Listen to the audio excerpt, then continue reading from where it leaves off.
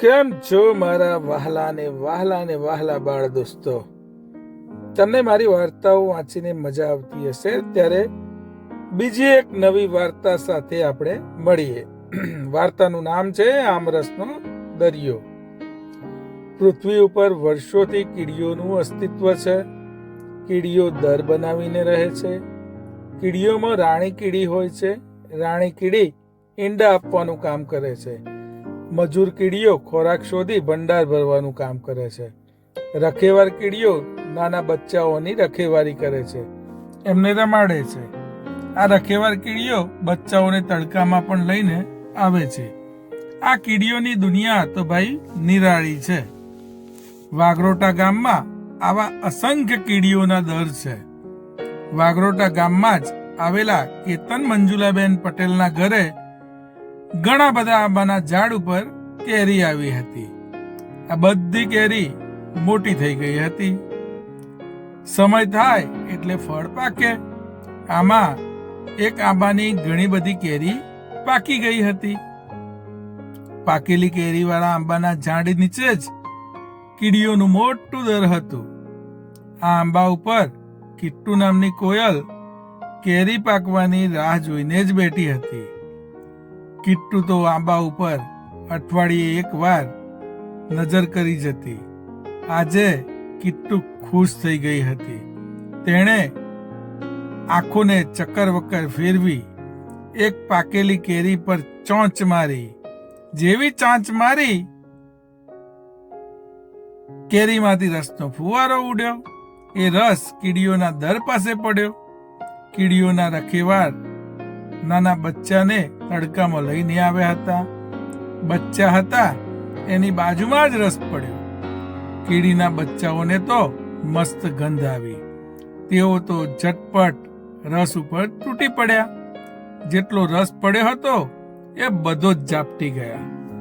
રખેવાળ બચ્ચાને દરની અંદર લઈ ગયા. બચ્ચા અંદરો અંદર વાત કરતા હતા. યમ્મી યમ્મી આવું બોલતા જાય ને પગ ઉપર ચોટેલો રસ ચાટતા જાય. 3 કલાકનો સમય થઈ ગયો હતો. હવે બચ્ચા ભૂખ્યા થયા હતા. તેમને ખાવાનું માંગ્યું. ખાવાનું આપવામાં આવ્યું. કોઈ બચ્ચું ખાવાનું અડ્યું નહીં. થોડી વાર બધી કીડીઓને એમ થયું કે ભૂખ્યા નહીં હોય. આ તો 5 કલાકનો સમય થઈ ગયો, કોઈ બચ્ચું ખાતું નહોતું. બધા બચ્ચા એક સાથે બોલ્યા, પેલું ખાવું, પેલું ખાવું, પેલું ખાવું. બધી કીડીઓ મૂંઝવણમાં મુકાઈ. પેલું વળી શું હોય? વાત રાણી કીડી સુધી ગઈ. રાણી કીડી આવી. બચ્ચા ખાતા નથી તેની વાત થઈ. રાણી કીડી બુદ્ધિશાળી હતી. રાણી કીડીએ સવારે જે રખેવાળ બચ્ચાઓને લઈને ફરવા ગયા હતા તેમને હાજર થવા ફરમાન કર્યું. રખેવાળ કીડીઓને પૂછવામાં આવ્યું, એવું શું થયું હતું? આ બચ્ચાઓએ શું બહાર ખાધું? રખેવાળ કીડીઓએ પણ રસનો ચટાકો લીધો હતો. રખેવાળ કીડીઓ બોલી, બચ્ચા તડકે હતા એ વખતે જ આમરસનો ધોધ બાજુમાં પડ્યો હતો.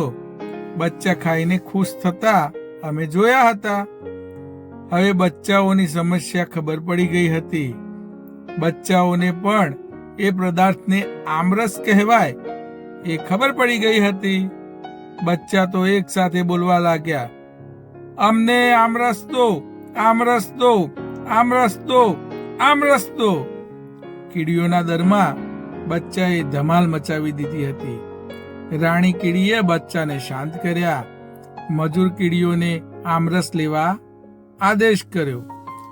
મજૂર કીડીઓ ઝટપટ કરતી બહાર દોડી. આંબા ઉપર ચડી ગઈ. કેરીની નજીક ગઈ. મોટી કેરી અને નાની કીડી. કેરી તોડવા બધી કીડીઓ કેરી ઉપર ચડી, પણ કેરી પડી નહીં. આમરસ મોઢામાં લઈ જવો શક્ય નહોતો. કીડીઓ કેરી પાડતા થાકી ગઈ. બધી કીડીઓ હાંફતી હતી. તેઓ વિલા મોઢે દરમાં પાછી ફરી. આમરસ વગર આવેલ કીડીઓને જોઈ બચ્ચા તો જોર જોરથી રોવા લાગ્યા. આમરસ, આમરસ, આમરસ. હવે કરવું તો કરવું શું? રાણી કીડી બહાર આવી. એણે ઊંચે નજર કરી. આંબા ઉપર કિટ્ટુ કોયલને જોઈ. રાણીએ કિટ્ટુ કોયલને જોરથી બૂમ પાડી કહ્યું, કિટ્ટુબેન, કિટ્ટુબેન. કિટ્ટુ કોયલે નીચે જોયું તો રાણી કીડી બોલાવતી હતી. કિટ્ટુ નીચે આવી. કિટ્ટુએ કહ્યું, બોલો રાણી કીડી બેન, હું શું મદદ કરું? કિટ્ટુ કોયલ બોલી, તમારા માટે તો હું જીવ પણ આપી શકું. આ મારું નવું જીવન તમે જ બચાવેલું છે. રાણી કીડીએ કહ્યું, એ બધી વાતો છોડો. કિટ્ટુ કોયલ બોલી, અરે મારી પાંખોમાં કીડા પડ્યા હતા. તમારા સૈનિકો અને તમે ના હોત તો કીડા મને ખાઈ ગયા હોત. સારું થયું કે તમે બધાએ કીડાને એવા ચટકા ભરી કીડા મારી નાખ્યા. હું બચી ગઈ. આ કિટ્ટુ કોયલ ત્યારની તમારી આભારી છે. આદેશ કરો કીડીબેન. કીડીબેને કહ્યું, સવારે બચ્ચા બહાર આવેલા.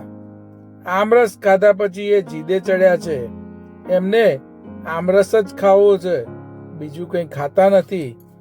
ધમાલ ધમાલ કરી મૂકી છે. કિટ્ટુ બોલી, બસ આટલી જ વાત? જાઓ બચ્ચાઓને બહાર બોલાવો. બચ્ચા બહાર આવી ગયા. કિટ્ટુ તો પાકી કેરીઓને ચાંચો મારવા લાગી. રસના ફુવારા ઉડવા લાગ્યા. આંબાની નીચે રસ રસ થઈ ગયો. બચ્ચા તો દોડતા જઈને રસને ચાટવા લાગ્યા. ઘણો રસ નીચે જમા થઈ ગયો હતો. બચ્ચાઓ તો ઘેલમાં આવી ગયા. બોલવા લાગ્યા, આમરસનો દરિયો, આમરસનો દરિયો. કિટ્ટુ કોયલ નીચે આવી. રાણી કીડીને કહેવા લાગી, જ્યાં સુધી કેરીની સિઝન રહે ત્યાં સુધી બચ્ચાઓને રસ ખવડાવીશ. રાણી કીડી અને બચ્ચાઓએ કિટ્ટુ કોયલનો આભાર માન્યો. આ વાર્તા મેં લખી છે કેતન મંજુલાબેન પટેલ. તમને વાર્તા ગમી હોય તો બીજા બાળકો સુધી આ વાર્તાને શેર કરજો અને મને કહેજો કે તમને કેવી વાર્તા ગમે છે. અને થઈ શકે તમારાથી તો આ વાર્તાને લાઈક કરજો અને મારી ચેનલને સબસ્ક્રાઇબ કરજો. સૌનો આભાર. બાળ દોસ્તો, આવી વાર્તાઓ વાંચવાથી તમારા જીવનમાં પરિવર્તન આવશે અને તમને મજા આવશે. સૌનો આભાર ફરીથી.